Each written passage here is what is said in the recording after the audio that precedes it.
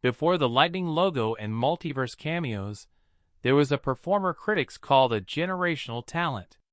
Ezra Miller wasn't just another young actor. They were the face Warner Brothers selected to carry a pillar of DC's roster, Barry Allen, the Flash, through a slate of tentpoles.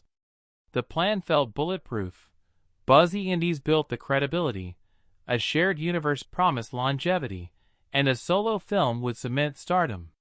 But fame is an amplifier, and when the feedback starts, it swallows the song. In 2020, a short clip from Iceland spread online and wouldn't let go. In 2022, a cascade of police reports, Hawaii, Massachusetts, North Dakota, Vermont, turned rumor into court paperwork and headlines. In early 2023, a plea in a Vermont case put the legal story in black and white: probation, a fine, and conditions that included mental health treatment. By the time The Flash finally opened in 2023, the hero on the poster was a controversy in motion. This isn't a morality play, it's a timeline. We'll track the ascent, breakout roles, casting as Barry Allen, and then the derailments, the Reykjavik incident, 2 arrests in Hawaii, protective orders sought in separate jurisdictions, and the Vermont unlawful trespass plea. We'll also look at the box office reality of The Flash, and where DC's reset leaves Miller now. No gossip, no guesswork, only what's on the record. How does a studio bet this big skid this hard? And what remains when the noise dies down? Ezra Matthew Miller was born in 1992 in Wyckoff, New Jersey, and grew up in the tri-state orbit of New York culture. They trained as a singer in childhood, classical voice, including opera, before acting eclipsed everything else. Early credits arrived quickly. After School, 2008, which premiered at Cannes, signaled an appetite for difficult material. The breakthrough was unambiguous. In 2011's We Need to Talk About Kevin, Miller plays a chilling, near-wordless portrait of adolescent violence opposite Tilda Swinton. Critics singled out the composure and control.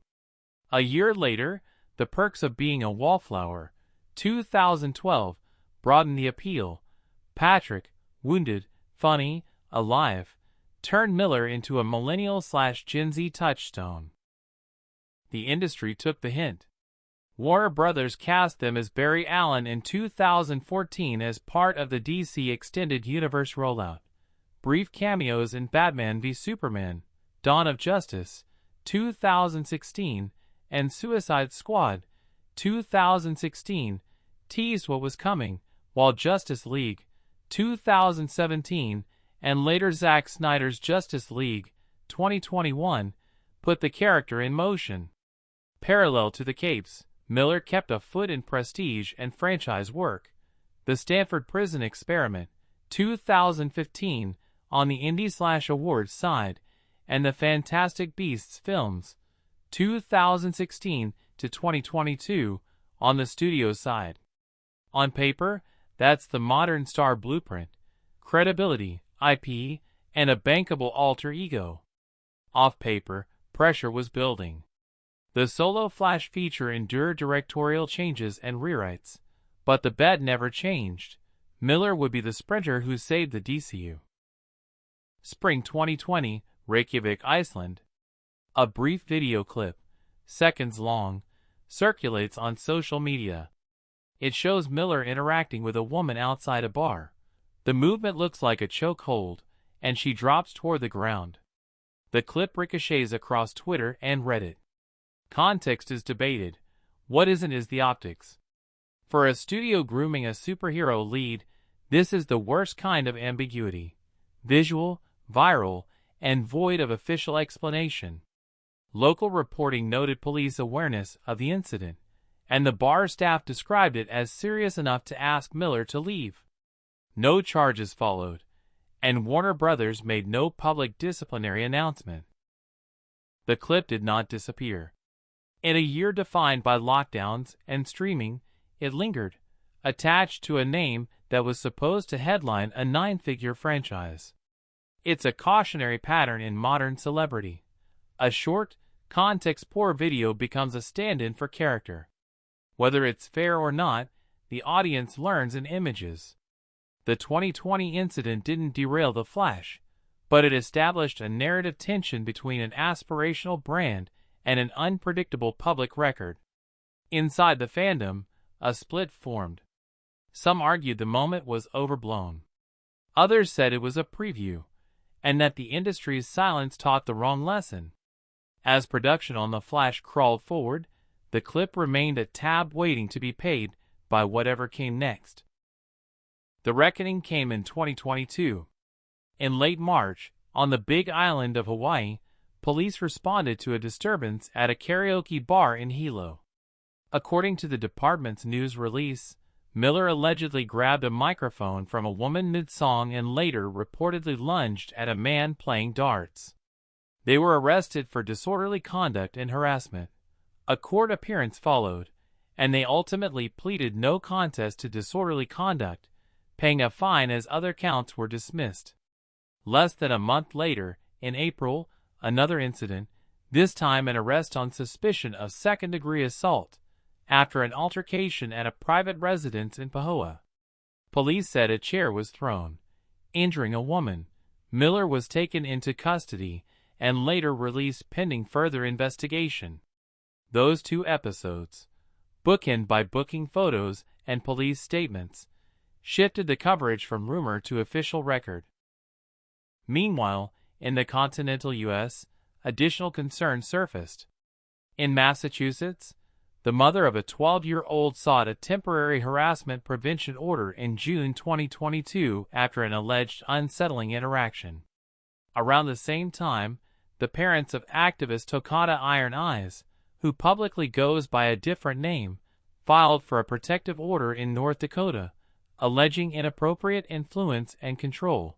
Tokata publicly denied any wrongdoing by Miller and defended their relationship as consensual friendship. Not every allegation became a charge, and not every claim was adjudicated. But together, they created a drumbeat, multiple jurisdictions, different fact patterns, one famous name. In August 2022, police in Stamford, Vermont, announced an investigation into a reported burglary at a private residence earlier that May, with surveillance footage cited in court documents. Miller was charged with burglary into an unoccupied dwelling. The case moved slowly through the calendar, but it moved. In January 2023, Miller appeared in Bennington County Superior Court and entered a plea agreement. The felony burglary charge was dropped. They pleaded guilty to a misdemeanor count of unlawful trespass.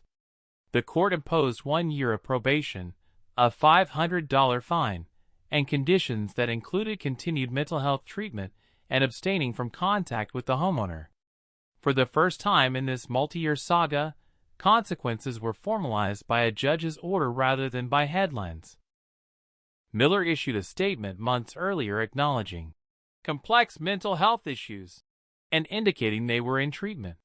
For some observers, the Vermont plea felt minor, trespass, not violence, a modest fine, therapeutic conditions.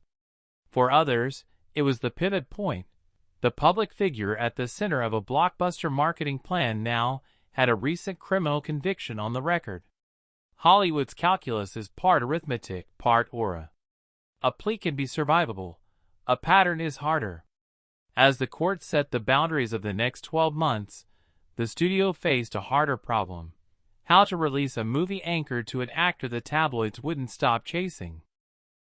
After years of stop-starts, director changes, and retooling, The Flash opened worldwide in June 2023.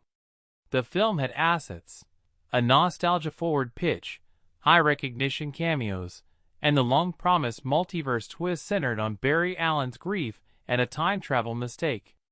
Early industry chatter framed it as a potential course correction for DC. Reviews were mixed positive on Miller's performance. Many critics praised the dual-role work, but mentioned CG unevenness and tonal whiplash. The marketing, by necessity, sidelined the lead. Media strategy leaned on the director, producer, and legacy DC faces. Miller made a brief, controlled red carpet appearance at the premiere but gave no wide-ranging interviews. At the box office, expectations and reality parted ways. Global grosses landed around the high $200 million range on a production budget reported near $200 million before prints and advertising, well below the threshold for profitability for a tentpole of that scale. In other words, a commercial disappointment. Is that all the off-screen narrative? Not entirely. Word of mouth on effects and story played a role, but the reputational drag was real. A superhero film's marketing depends on an enthusiastic face. The Flash had a face the studio couldn't fully present. For DC, the timing was doubly awkward. New leadership was already charting a reboot. The movie that was supposed to reset the past ended up underscoring why a reset was coming. In late 2022, DC Studios named James Gunn and Peter Safran as co-COOs and announced a long-horizon rebuild, new continuity, new casting decisions, and a slate that would not automatically preserve the previous DCU lineup. Through 2024, neither Gunn nor Warner Brothers committed publicly to Miller's future as the Flash in the new continuity. The practical effect, suspended animation. Miller reportedly kept a low profile, with no major new projects in wide production and no publicized court dates after the Vermont probation terms began. Industry coverage framed their status as uncertain, and that uncertainty matters. Casting directors and insurers look for stability. Schedules kept, headlines quiet, no active legal exposure. Miller's statement about seeking and receiving mental health treatment set a tone of contrition and repair, but in studio math, time is as important as intention. The question for any comeback is the same. Can the public re-encounter the work without the dossier intruding? As of mid-2025, the answer remains unresolved on screen. Off screen, what's certain is the pivot to privacy. The volume dropped. The story, for now, is pause. Strip away the commentary, and what remains is a paper trail. 2020. A widely circulated Reykjavik video that produced no charge but left a mark. 2022. 2 arrests in Hawaii with a no-contest plea to disorderly conduct in one case and a separate assault investigation. Protective or harassment prevention orders sought in Massachusetts and North Dakota amid disputes about conduct and influence. Public statements from the alleged subjects diverging on what happened. Late 2022 into 2023, a Vermont burglary case concluding with a misdemeanor unlawful trespass plea, 1 year of probation, a fine, and treatment requirements. 2023, The Flash releases to mixed reception and underperforms commercially. 2024 to 2025, DC continues restructuring. Miller's future in the new slate is not announced. That's it, the confirmed arc. It's neither exoneration nor exaggeration, it's a sequence. For audiences, the takeaway is split.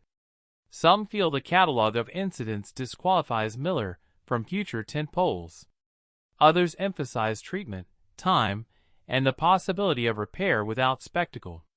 The industry tends to wait out uncertainty. Reputation is fragile. It can be remade, but it usually isn't loud when it happens. Here's where the record stands. The rise, festival acclaim, why cult status, franchise casting, studio faith. The alarms. Reykjavik 2020. The crash. 2 arrests in Hawaii, protective order petitions elsewhere, and a Vermont criminal case culminating in a misdemeanor plea and probation in January 2023. The release. The Flash, 2023, a notable underperformance. The present, DC resetting, Miller's future unannounced, a quiet profile and ongoing treatment referenced in public statements. Stories like this tempt simple endings, banishment or absolution. Real life is neither. There are facts you can print, and there is time you can't fast forward. If a second act exists, it will be smaller, slower, and earned. If it doesn't, the first act remains both impressive and instructive. Either way, the lesson is stable. Speed can make you famous. Steadiness is what keeps you employable.